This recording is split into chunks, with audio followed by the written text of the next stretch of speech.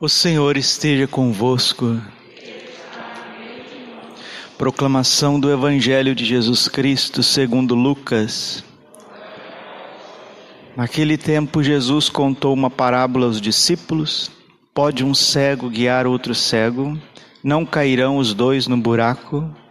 Um discípulo não é maior do que o mestre. Todo discípulo bem formado será como o mestre. Por que vês tu o cisco no olho do teu irmão e não percebes a trave que há no teu próprio olho?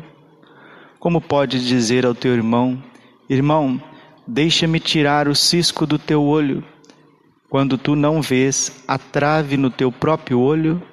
Hipócrita, tira primeiro a trave do teu olho, e então poderás enxergar bem para tirar o cisco no olho do teu irmão.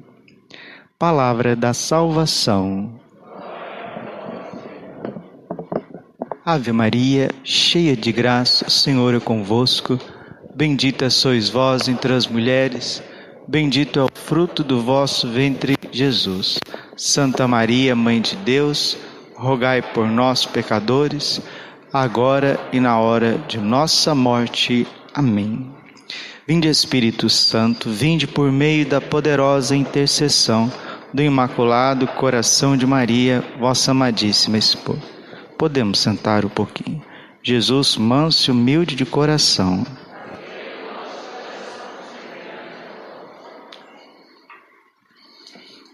Se um dia alguém realmente tiver a coragem de pedir um presente para Deus, faça este pedido: Senhor, que de hoje até o fim da minha vida eu comece a ver as minhas falhas e não as dos meus irmãos. Esse é o maior presente que Deus pode dar a uma pessoa. O dom da humildade de ver-se, não ver os outros. Porque o Evangelho é muito claro. Quando nós abrimos os nossos olhos, a gente vê o defeito de todo mundo, menos o nosso. Isso é horrível. Jesus diz que os defeitos das pessoas são ciscos perto da trave, do travessão, da estaca que está atravessada nos nossos olhos. E ninguém precisa fazer esforço nenhum para ser assim, para ver defeitos dos outros com uma lente de aumento, com um telescópio Hubble. E na hora de ver os próprios defeitos, é um míope, é um ceguinho à beira do caminho, como o cego de Jericó. Certa vez Jesus aproximou-se de Jericó. Lucas capítulo 18, versículo 35. Tinha um cego à beira do caminho, pedindo esmolas. Jericó é a cidade mais velha do mundo e ela é construída num buraco. E este cego estava à beira do caminho pedindo esmolas. Jericó é este mundo velho, decrépito, que não sai nada de novo. Num buraco, numa fossa de uma condição lapsária, de uma queda pecaminosa, de uma luta horrível, revoltada contra Deus. À beira do caminho é a nossa vida sem sentido, pedindo esmola. As esmolas são as migalhas de amor que a gente fica mendigando das criaturas. Ele era cego de Jericó. O cego de Jericó é você. Você é cego.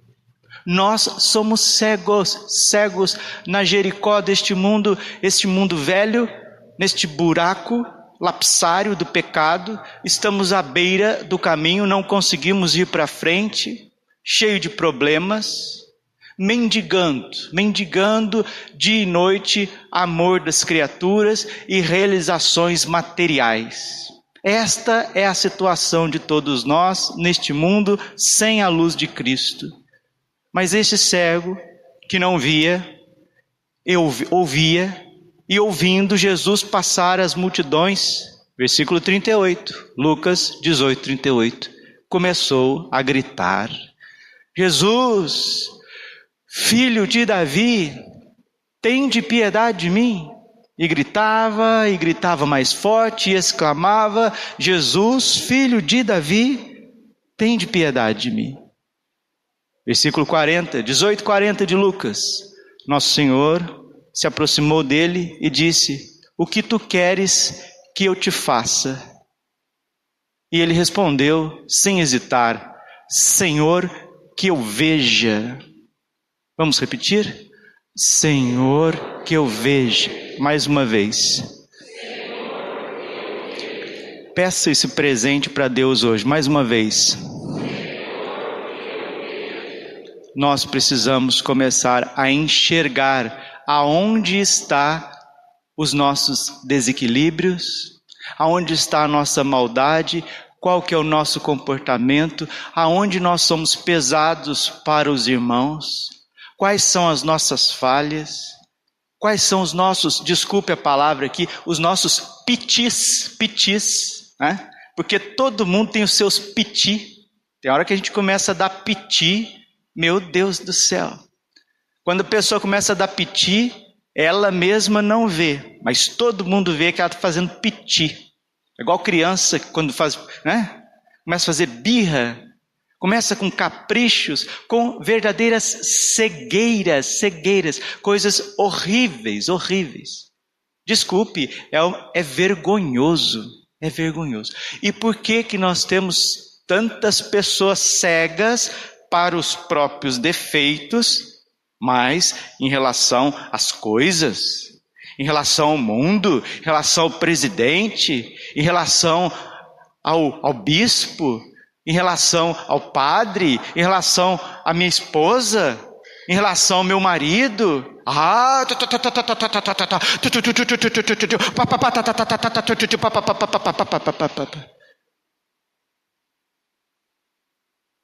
O maior presente que a gente pode ganhar de Deus, do Espírito Santo, é começar a enxergar as nossas próprias faltas. Sabe por que são poucas as pessoas que conhecem a si mesmo? Pouquíssimas entre os cristãos. Porque dói, machuca você ver o escândalo, você ver o monstro, você ver aquele ser horrível que nós nos tornamos depois do pecado. Se você visse um filme da tua vida, das tuas atitudes, você e eu, nós dois, nós falávamos: Deus me livre e me guarde com esse homem. Deus me livre e me guarde desta mulher. Eu não gostaria de ser assim.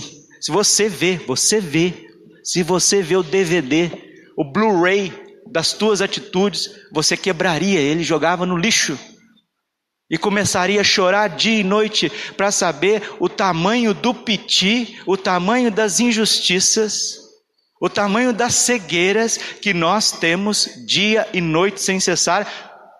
Meus irmãos queridos, até comungando todos os dias, até celebrando a missa todos os dias, até pregando o Santo Evangelho todos os dias.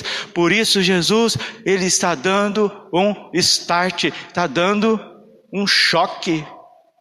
Ele está dando em cada um de nós uma chance para a gente acordar antes que venha o juízo, antes que venha o julgamento.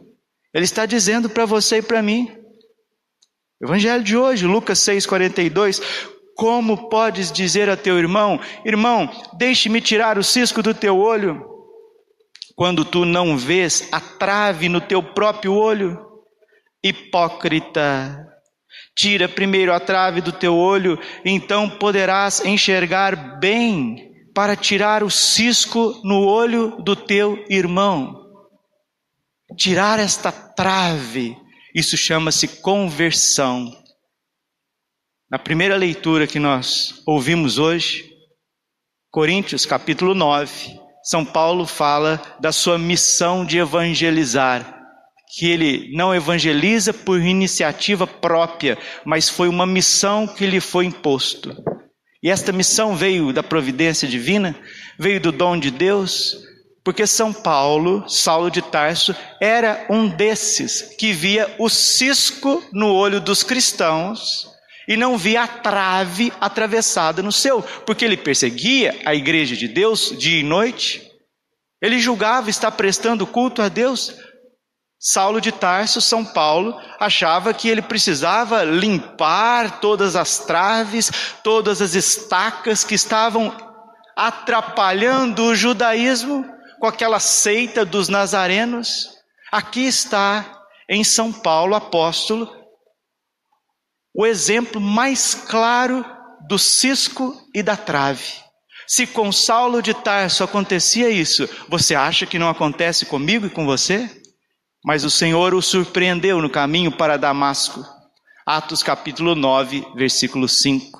Caminhando, aspirando a perseguição contra os irmãos. Porque é isso que Jesus está dizendo. Que quando nós estamos julgando, quando nós estamos rotulando, quando nós estamos medindo, quando nós estamos criticando, quando nós não estamos compreendendo, quando nós não estamos avançando, nós estamos paralisados em nós mesmos. É o que nós refletimos ontem. A mulher de Ló, cega, que vira uma estátua de sal. São Paulo era cego e procurando cada vez mais achar o defeito dos outros, se tornava um assassino, se tornava um rebelde, um blasfemo diante de Deus. Atos 9, 5. Por isso que no caminho para Damasco, o Senhor Jesus, a luz divina, o Pai, o Filho e o Espírito Santo, a divindade, o Senhor ressuscitado com o poder do seu Espírito, o derruba das suas próprias meticulosidades, derruba ele dos seus próprios conceitos. Se ele estava de cavalo ou de camelo, ninguém sabe, mas que aquele homem, diz a palavra, caiu por terra, ele caiu. E ao cair por terra, ele começa a ver a trave da vida dele. Ele começa a ver os galhos, as toras travessadas, muito mais do que nos seus olhos, mas no seu coração, na sua mente e nas suas atitudes. E ele pergunta para Jesus: Senhor, o que tu queres que eu te faça? E ali, de forma milagrosa e superpotente, o que aconteceu com São Paulo em 3 dias, no caminho para Damasco e na casa de Ananias, é o que acontece conosco a vida inteira. Com São Paulo foi em 3 dias. Conosco, Deus dá a graça de uma existência para que a gente comece a enxergar.